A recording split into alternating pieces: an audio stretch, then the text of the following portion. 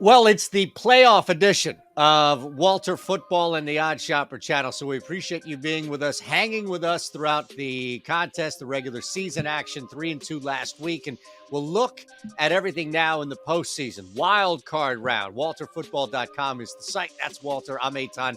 Thumbs up if you haven't already. Subscribe here, please, on the Odd Shopper channel. We're going to tell you all about what's happening at WalterFootball.com. We have a bunch of action, my friend, and the regular season is now behind us. And we're even going to bypass one game on this juicy wild card. So we have a lot to talk about today. Even the dog is fired up. I love it, man.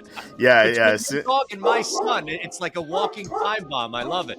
Yeah, as soon as we start talking about the NFL picks, they start going off. So yeah, I can't believe we're in the playoffs already. It seems like the regular season just started. So yeah, I can't wait to get into this. Yeah, man, and let's look at this, right? Because you have the Seattle-San Fran game is the first one on the docket. You're not going to bet that. So we always want to know what's going on in your head, right? Why you're on a side, what jumps out at you in the game, and what draws you to making a pick. Well, it's the same thing if you're passing, because a lot of times one of the best bets you can make, right, is the one you don't actually place and you pass for a reason. So we'll look at plays, we'll look at sides that you have throughout. But let's start in San Fran, where this is a 9.5, 10, depending on where you were looking at it initially. Pretty hefty line against a divisional foe with the Seattle Seahawks. Yeah, people who've been listening to this know how much I hate Seattle. I think the Seahawks are one of the worst teams in the NFL, even though they made the playoffs. Look at their metrics. I think they're 23rd or 25th in adjusted EPA. They've lost to some sketchy teams down the stretch, and I think their only convincing win was against the Jets. And as we found out, that was only because Mike White has had injured ribs. Right. So I'm not betting this game. You'd think I'd take the Niners, but I think this has backdoor cover written all over it with Tyler Lockett and DK Metcalf. I think those two guys really set up the backdoor well for Seattle. We saw it the last time they played on Thursday night. The Niners had complete control of that game. They're up by double digits for most of the second half. And at the very end, Geno Smith hit one of those receivers for a touchdown to get it to 8. And I feel like I just have a feeling that's going to happen in this game. I think the Niners are going to win this game by like 6 or 7 points, even though they're going to have complete control. They're the much better team. I just think Seattle at the very end is going to get it close. Well, if I can, we're away from the contest rules now. So teasers, other things come into play here. Are the Niners at least a teaser option for you? Not a teaser option because you need to go through 3, 6, and 7 Correct. For me to like the teaser. But something else you could do is a money line, like parlay that with something else, like a money line parlay. That's where I would go. If this line were 8.5, if it dropped to 8.5, then it would set up well for a teaser because then you could tease it down to 2.5. So it looks like there's some sharp money coming in on Seattle, so it might get to 8.5. And if it does, I think that sets up well for the teaser. Real quick. 10 seconds or less. Does it get to a number if sharp money brings it down to where you would fire on San Fran? I think it's not going to go through 7. We know that. Right. It would need to go through 7, and it's not going to go through 7 because the sportsbooks still want to get middled. So it would not go through 7 unless there's some like crazy injury that happens out of nowhere, and I don't foresee that happening. So I'm not going to bet this game. All right, let's go to our pal, our friend, the man who brought us a lot of joy, who is trying to do it down in Jacksonville. And it's going to be a big task, a little longer of a task down there. But Doug Peterson hosting Brandon Staley and the Los Angeles Chargers. Where do you see this one, man? So a few weeks ago, I think I would have bet the Jaguars. I hated the Chargers. I called them the Nikola EV company on the show, compared them to that commercial where they had the truck driving downhill, but there was no engine. But they're better now. Maybe they're like Fisker or something like that. Because Joey Bosa is back. I think that's a huge edge for them. And I've been all over the Steelers. I know some of you guys have been as well. Ever since TJ Watt came back, the Steelers were 8-2 with TJ Watt. They went from 30th to 6th in pass defense. And Joey Bosa has the same sort of impact. You look at how the Chargers have done with Bosa this year. In full games with Bosa, they've allowed only 17.7 points per game. Without him, they've allowed 23.4 points per game. It's almost a touchdown difference. That's how much of an impact he makes. It's like an elite edge rusher like him. So having him and Khalil Mack just makes this defense amazing. And then on the other side of the ball, you have Cam Robinson's out there at the Jaguars left tackle. I mean, that's huge against these edge rushers. So I think the Chargers have a big advantage in the trenches. And I think this line's not compensating Bosa's return. Kind of like the line wasn't compensating for TJ Watt's return for the Steelers. And we had a great betting opportunity for the Steelers almost every week. I think that's the case with the Chargers here. They're better than people think. And I think this line should be -3 or higher. So I think we're getting a decent value at the -2. So anything under 3, I like the Chargers. Yeah, value is the key word there. So it pains me to hear it as far as where you are with Doug and the Jags. And a couple of things I may follow up post show on this game with, but again, value is always the operative term here. You are getting this team on the road, laying points under 3. Really difficult to argue with that, especially as you mentioned their recent success. Let's hit walterfootball.com because you guys are doing a lot right now, and it's not just current, it's the future, it's the NFL draft. You guys are all over the NFL draft. Again, walterfootball.com is the site. We pump it every week for a reason because you guys are doing a ton of different things. The 5 tool, if you will, not just only 5, but the 5 tool as far as the analogy is concerned. Let's start with the NFL drafts, the mock drafts that you've been doing and setting up, and then build to whatever else is happening now currently on site. Yeah, it's NFL draft season. The regular season's over. We have the draft order set, at least for the teams that didn't make the playoffs. So we had a switch at the top with the Bears, losing correctly and the Texans foolishly winning. So we had to adjust our mock drafts, which we did. My mock draft is updated. It's 3 rounds. Charlie Campbell, our senior NFL draft analyst, he posted a mock draft with trades. So he has someone trading into number 1, so you can see what's happening there. And he has great content otherwise, prospect rankings, big board, stock reports. He has a rumor mill where he talks to everyone in the NFL. So if you hear something, he's going to post it in there, and you can read all about it at walterfootball.com. Awesome. We'll remind you as well out there before we get out of here one more time, but let's keep it moving here. Buffalo hosting Miami, another game that features 2 teams in the same division. And I know a lot was made about the regular season finale with Buffalo and all the emotion and everything charging to it. But I imagine all of that is going to carry in and probably really pick up in this game. And then you add the quarterback issue on Miami. So let's see how you play this. Yeah, with DeMar Hamlin, I'm hearing there's a chance he might be on the sideline cheering on his team. So I think that's going to be a big emotional jolt for the Bills. So that's one reason to love the Bills. The other reason is that Skylar Thompson is starting for the Dolphins. Initially when I saw this line open, I thought maybe there's a chance Tua might come back. This line dropped from 11 to 9 or 9.5. And I thought, okay, maybe someone knows something about that. Or I guess it was just a speculative bet because Tua's been ruled out. Teddy Bridgewater is too banged up to play. So it's going to be Skylar Thompson. And, I like betting good or well-coached teams with their backup quarterbacks in the regular season, but playoffs is a different story because you're going to have the other team really focused. And, if it's a terrible quarterback like Skylar Thompson, they're not going to cover the spread. Like, this reminds me of when Joe Webb started a playoff game for the Vikings, Matt Moore started a playoff game for the Panthers, Connor Cook for the Raiders, Ryan Lindley for the Cardinals, Chris Sims for the Buccaneers. These guys or bad quarterbacks starting for teams in the NFL and the NFL playoffs, and they all got blown out in the playoffs. I think the Bills are going to do the same thing, especially with Teron Armstead. The Miami's left tackle doesn't sound like he's going to play. That means Dolphins are not going to have their 2 starting tackles. So you have Skylar Thompson without his 2 starting tackles against a good Bills defense, and then on the other side, Josh Allen should have his way with Miami secondary. In Week 15 against Miami, he was 25 for 40 for 304 yards and 4 touchdowns. If he has this sort of production, I have no idea how Miami's going to keep this close. And unlike the Seattle game, I don't see a backdoor cover. If Bridgewater were healthy, I could maybe argue that you could see it with Tyreek Hill and Jalen Waddle, but not with Skylar Thompson. Yeah, I got in early in the week at 10, and it felt like it opened up with the Bridgewater line. Like it could move to Tua if possible, but then also reel back to where we are now with Thompson.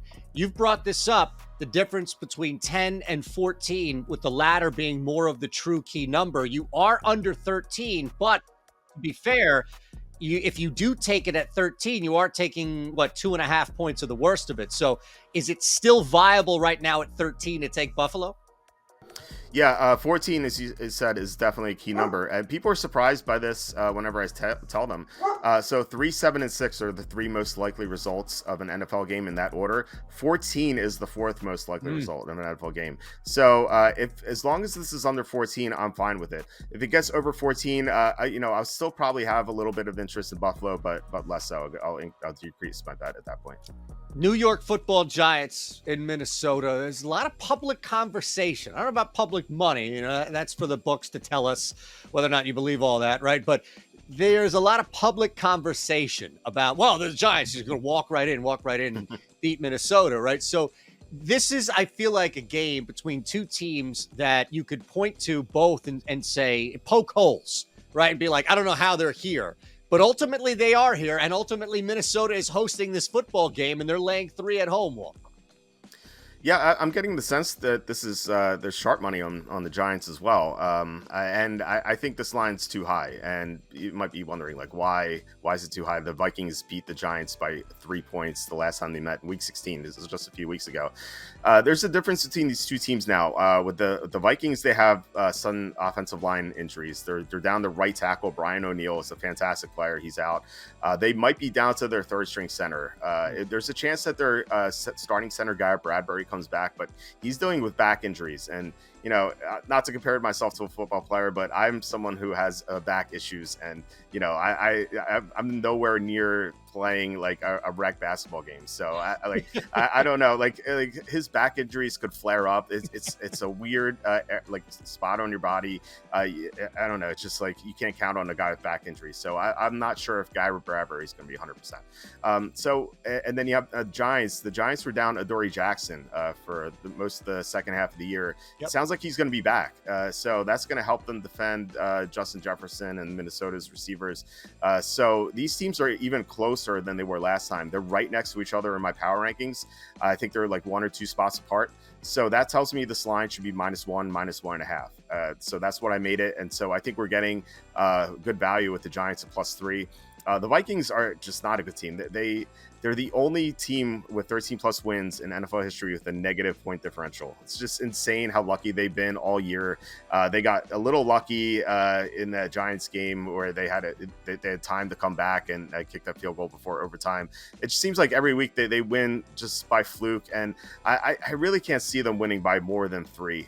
It's I feel like if the Vikings win, it's going to be by 1, 2, or 3. So at the worst, it's a push, and I think that the 2 most likely results of this game are Giants by 3, Vikings by 3 in some order. So we're getting win and push with the +3. Love that. Absolutely love the angle there. Giants they're hanging, and they're an enigma at times, but they continue to be there, and clearly a lot of momentum outside of Brian Dable, and rightfully so. I mean, making a mockery of whatever Week 18 was, but a lot of momentum for this Giants team for sure. All right, we have 2 games to get to, including a big one Monday night with Tom Brady, the Cowboys, back and forth, all of that. But let us remind you the easiest way out there that you can turn $5 into $200. It's on DraftKings. We have a link below there for you as well. So take 90 seconds out of your life. It's really a simple process. It will bring you to DraftKings. You can sign up. This is all part of the 90-second umbrella, I promise. Link an account, can be your bank account, PayPal, what have you. Deposit $5. That's it, just $5. And then immediately place a bet. Place a bet on your first play was the Chargers -2.5, right, Walt? So go ahead to the NFL page and place that $5 wager on Walter's Chargers -2.5.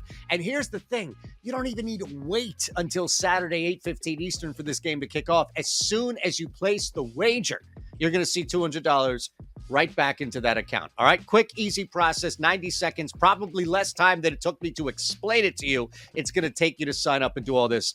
Let us keep moving. All right, my friend. Now, I don't know truly what to make of this game. I got burned in Week 18 thinking Baltimore could do just a little bit with Anthony Brown. It's a rematch, and here we are with Cincinnati, who they're laying 9 right now. They are freaking cooking for the Walt. Yeah, they've been hot down the stretch. Cooled off a little bit in the finale. I know they covered, but they didn't play their best. They got, or at least offensively. Defensively, they got 21 points off three turnovers from Anthony Brown. If you take out those turnovers, they would have lost 16-10. Now maybe they would have scored on some of those offensive possessions, but they kind of looked out of sorts. T. Higgins didn't look 100%. He caught only 2 of 10 targets. It's just a strange result from T. Higgins. So I wonder if that's going to carry over to this game. So I like Baltimore here as long as Tyler Huntley starts. If it's Anthony Brown, we have another situation like Miami Buffalo. So if it's announced that Brown starts, I'm going to switch this pick to Cincinnati. But if Huntley is going to be on the field, I like Baltimore. There's a couple things here. First, I think this is a big advantage for Baltimore. Last week, Cincinnati played its starters, and because they wanted to win this game to avoid the coin toss to go on the road. Baltimore sat its starters, and so Baltimore is just able to collect data the entire time, just watching Cincinnati. I know maybe it's a bit of a vanilla game plan for the Bengals, but I think Baltimore may have learned something useful for this matchup. And second, this is a close rivalry. The first game, it was a 19-17 Baltimore game, and as I said, the second time, if you take away those Anthony Brown turnovers, which you're not going to have with Huntley, this would have been a 16-10 game. So this is I feel like this is going to be between 1 and 7 points for Cincinnati. I think the Bengals will win. I just think Baltimore will cover. And the trends like Baltimore as well, if you're into that. So John Harbaugh tends to play close. As an underdog of 7 or more in his career, he's 10-6 against the spread. But if you take away 2 Jimmy Clausen starts as well as the Anthony Brown starts, and I take those away because those are terrible quarterbacks, he's 10-3 against the spread as an underdog of 7 or more. Wow. So, and Huntley has proven himself to be a viable backup. So I think Baltimore is going to keep this close. And Joe Burrow, he's the opposite. As a touchdown, as a favorite of less than a touchdown, or an underdog, he's 31-13 against the spread in his career. But as a favorite of a touchdown or more, he's only 3-4 against the spread. So it just says that this is going to be close. The Bengals don't have Lyle Collins. Higgins is banged up. I just think this is going to be. I feel like this is going to be a 3-point game or maybe 6 or 7 point game. I love how you break it all down to the quarterback, because it truly comes down to that as far as Huntley versus Brown and really what side you're on. And they're going to make the decision for us. All right, last game. Speaking of quarterback play, last game, and everybody's been talking about it, right? 0-4 ATS in the playoffs for Dak. He's 0-3 straight up, right, versus Tom Brady. Brady hasn't lost, right, as a Buck to this team, and all the other stuff about back-to-back road games. If you finish the season with Dallas, nothing at even Dak Prescott's mental state turning the football over at an incredible clip, Walt. Nothing points to Dallas here. But is there anything for you that may point to Dallas? No. I love the Buccaneers, and people might be hesitant to bet the Buccaneers because they've been terrible all year. They've almost lost to some sketchy teams like the Cardinals on Christmas, and results like that. But there is reason to believe that the Buccaneers can have a great run in the playoffs. In fact, I bet them to win the Super Bowl at 31-1 odds on which I showed where on the website. Nice. The reason why Tampa played so well in Week 17 against Carolina compared to other games, at least offensively, is because they got their tackles back. Tristan Wirfs and Donovan Smith came back from injury. That was huge for them. Tom Brady had time in the pocket, and he was able to hit Mike Evans for those 3 long touchdowns. Now they might get their center back, Ryan Jensen, for the first time all year. So this is going to be the first time that the Buccaneers are going to have their complete offensive line for Tom Brady. I mean, that's enormous for him because, he plays so much better when he has elite pass protection, because the only way to beat Brady is to rush him with 4 players and not blitz. At least it was in the past. But now he's going to have that same offensive line to protect him against Micah Parsons and Dallas's pass rush. Meanwhile, Dallas, their offensive line is collapsing. They lost their center, Tyler Biadasz. They're saying there's a chance he might play, but he has a high ankle sprain on 2 weeks of rest. I don't see that happening. They lost their right tackle, Terrence Steele. And so I think this loss that they had 26-6 to the Commanders in the finale, I don't think that was a fluke. The Commanders have a great pass rush, and they were just able to rattle Prescott behind those 2 missing offensive linemen. The Buccaneers have a good pass rush as well, so I think they're going to bother Prescott, and I think he's going to have more turnovers. And look at how Dallas has performed since their bye. Like, they had a great win against the Vikings for sure. Outside of that game, they lost to the Packers back when Rodgers was struggling. They were down at halftime on Thanksgiving to the Giants. Against the Colts, they had a great fourth quarter, but they were only up 21-19 entering that fourth quarter. They had some fluky turnovers.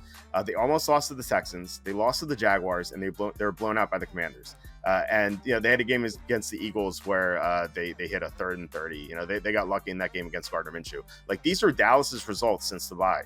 I just don't think this team's that good. And so, I think Tampa wins this game. And by the way, they won in week 1 against Dallas 19-3. And that was a game where Chris Godwin got hurt in the second quarter. So everything points to Tampa. I would try to go to 3. Obviously, 3 is the key number in the NFL. Right now, I'm looking at a line. There's a +3 -126 out there. It said I don't want to mention the sportsbook, but you can see which sportsbook it is by going to my website. Right, that's what we tell people. Just shop. It's Odd Shopper, so we can't hide from our name, right, Walt? So just go ahead, tell them to shop. It's a bookmaker. So +3 -126. It was actually +3 -124 a couple days ago. I locked that in. -126 is still pretty good. I would pay up to a 3 at anywhere below -130. Awesome. Let's hit walterfootball.com. Speaking of all-encompassing one-stop shop, before we get out of here, we'll run through the picks, but let's just remind everybody one more time about walterfootball.com, what you guys are doing beyond just the mock drafts, but it is certainly a lot with the drafts. Yeah, beyond the drafts, we have NFL pick updates throughout the week.